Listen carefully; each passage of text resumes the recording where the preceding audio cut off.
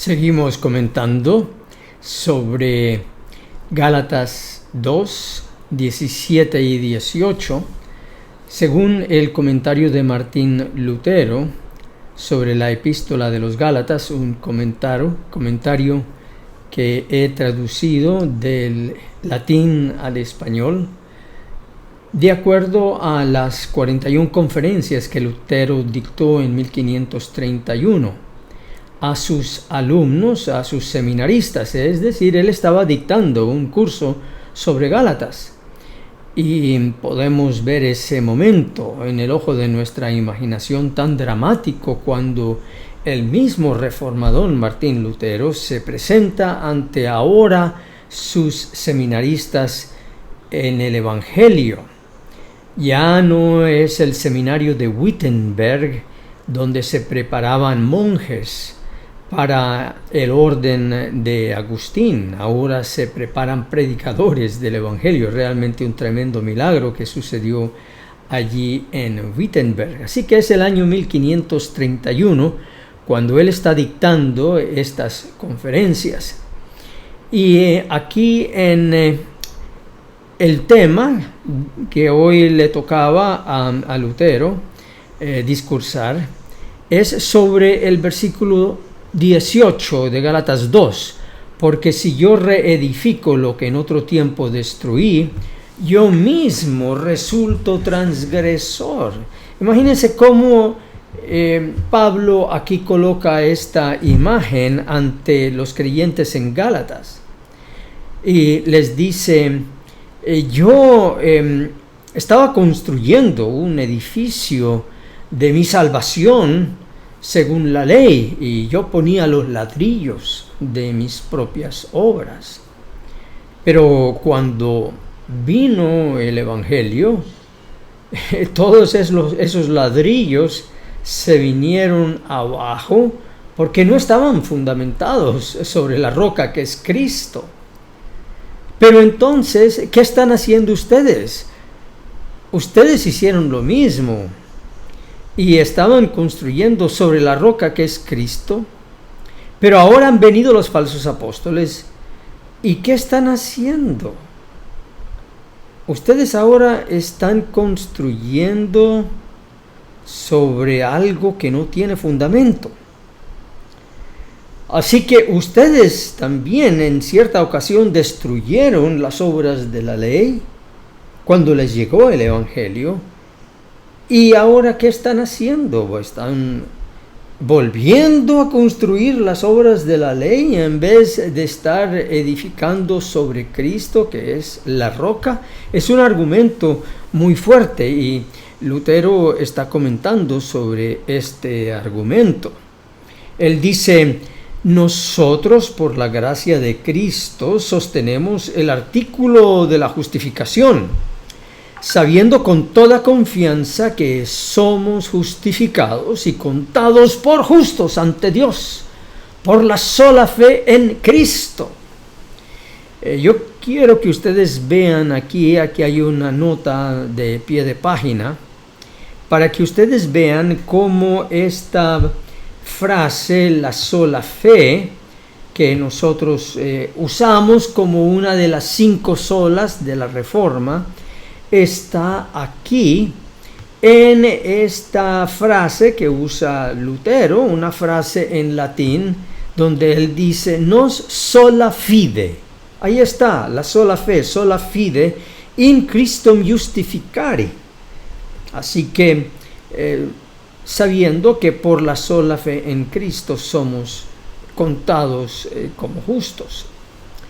Por tanto, no mezclamos la ley y la gracia, la fe y las obras juntas, sino que las separamos lo más lejos, la una de la otra. Esta diferencia y distancia entre la ley y la gracia, que cada verdadero cristiano la marque diligentemente y que lo haga no en la letra y en palabras, sino en la práctica y la experiencia interna. De tal modo que cuando escuche que hay buenas obras por hacer y que hay que seguir el ejemplo de Cristo, pueda juzgar acertadamente diciendo: con gusto haré todas estas cosas. Pero de allí, ¿qué sigue? Que por tanto serás salvo y obtendrás la vida eterna. No, de ningún modo. No lo discuto que debo hacer buenas obras. Debo sufrir con paciencia pruebas y aflicciones y hasta derramar mi sangre por la causa de Cristo. Pero aún así, por nada de eso seré justificado, ni tampoco obtendré la salvación. Por tanto, no debemos permitir a las buenas obras izar bandera sobre el artículo de la justificación como han hecho los monjes. ¿Captan esa imagen?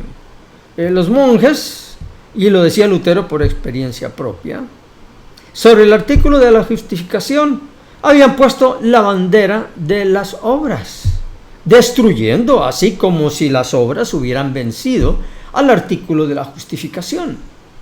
Y cuando digo artículo, es una palabra del latín que usa Lutero para mostrar cuál es la importancia de esta doctrina principal de la fe cristiana, porque el artículo en latín es aquel punto sobre el cual algo encuentra su equilibrio. Si el artículo de la justificación se mueve hacia un lado, la doctrina de la Iglesia se cae para ese lado, y si el artículo de la justificación se mueve para el otro lado, la Iglesia se derrumba por otro lado. Así que el artículo de la justificación debe de estar en el medio para que la Iglesia esté bien establecida y no se vaya ni por un lado ni para el otro. Ellos no solo lo hacen con las buenas obras, sino también con el castigo y los tormentos que sufren los malhechores por la impiedad de sus delitos. Pues les dicen que si sufren con resignación merecerán la vida eterna. Pues así los monjes consuelan a los condenados cuando suben a la horca o al lugar de la ejecución. Les dicen: debes sufrir esta vergonzosa muerte con paciencia y de buena voluntad. Si así lo hicieres, merecerás la remisión de tus pecados y la vida eterna. ¡Qué horripilante! Que este ladrón, asesino, asaltante, sea seducido tan míseramente en ese punto extremo de angustia y agonía. Al estar al borde de la muerte, cuando está a desplomarse con la horca al cuello, o cuando está por perder la cabeza, le nieguen el Evangelio y las dulces promesas de Cristo, las únicas palabras que le pueden traer consuelo y salvación. En su lugar lo mandan a fiarse en el perdón de sus pecados, con tal que sufra de buena voluntad y paciencia esa muerte vergonzosa que padece por sus propias fechorías. ¿Qué es esto? No es nada más que amontonar sobre él más de lo que sufre miserablemente. Es añadirle extrema perdición y destrucción, pues su conciencia queda engañada al momento de su propia muerte. No es nada más que darle un envión hacia el infierno, un empujón hacia el infierno. Por tanto, esos hipócritas declaran a la luz del día que ni enseñan ni comprenden ni una letra o sílaba de lo que es la gracia, el Evangelio o Cristo. Tan solo en las apariencias retienen el nombre del Evangelio y de Cristo a fin de que puedan engañar a los corazones de la gente. ¿Por qué más? Pues niegan y rechazan a Cristo y su Evangelio, atribuyéndole más valor a las tradiciones de los hombres. Esto es tan cierto como que hay tanta falsa adoración, tantas órdenes religiosas, tantas ceremonias y tantos por igual que se jactan del uso de su libre albedrío. Y aquí yo mismo recuerdo como yo, pecador perdonado por la gracia de Cristo, que se llama Haroldo Camacho, cuando yo fungía como pastor de una secta de la ley, cuando iba a visitar a un enfermo que estaba al borde de la muerte, tenía una enfermedad ya terminal, y yo trataba de consolarlo diciéndole: no, pero hermano, usted ha guardado los mandamientos de Dios, usted ha guardado el sábado, usted ha comido limpio, no sé por qué esta enfermedad le pegó a usted, porque usted ha sido muy cuidadoso siguiendo los consejos del régimen alimenticio. Usted ha sido muy fiel a las enseñanzas de la iglesia, usted ha sido muy misionero, así que el Señor va a mirar toda su vida y va a decir: este es un siervo fiel. Por eso le voy a decir: entra al descanso y al reposo de mi Señor. Y con esas palabras, llevándolo a sus obras, trataba yo de consolar a ese pobre pecador, que tal vez en vez de estar pensando en todo lo que yo le decía, estaba pensando en sus fechorías secretas que él había hecho y pensando si había perdón para él. Es lo que Lutero dice aquí, que así tratan de consolar a una persona que está al punto de la muerte. La promesa de Cristo es: hermano, la sangre de Cristo es para ti. Has sido perdonado en la cruz. Recibe con manos abiertas ese perdón e irás limpio y puro a la presencia de Dios. Esta es la aplicación pastoral de todo esto que estamos leyendo. Esto no es más para alimentar la mente, esto es para que lo pongamos en práctica en nuestro ministerio.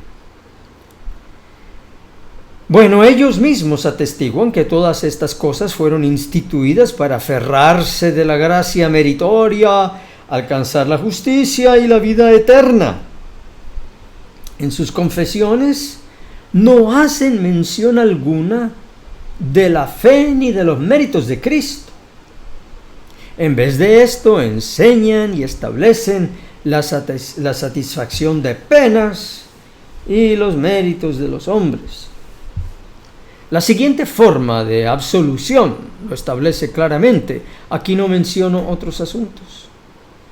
Es lo que practican los mismos monjes, pues hay tales que se cuentan más devotos y religiosos que otros. Pienso que es bueno anotarlo aquí para que nuestra posteridad pueda ver cuán grande y horrendo es el reino del Papa.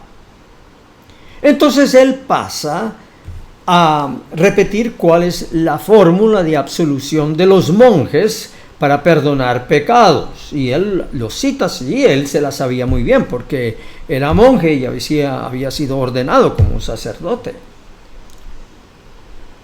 Y aquí esa absolución, al llegar a un enfermo que está en la agonía de la muerte, con el pecado, la ley y Satanás acusándole de todas sus maldades: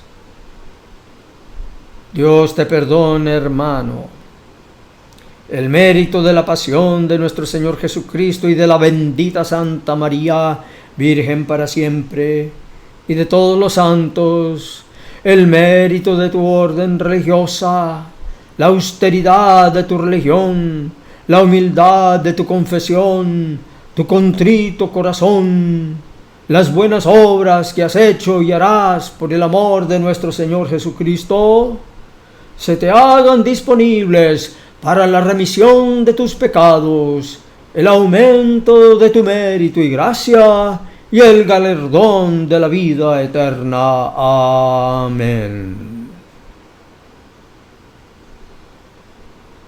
En estas palabras escuchamos que se menciona el mérito de Cristo, pero si las sopesas bien, te darás cuenta de que allí Cristo de nada aprovecha en absoluto.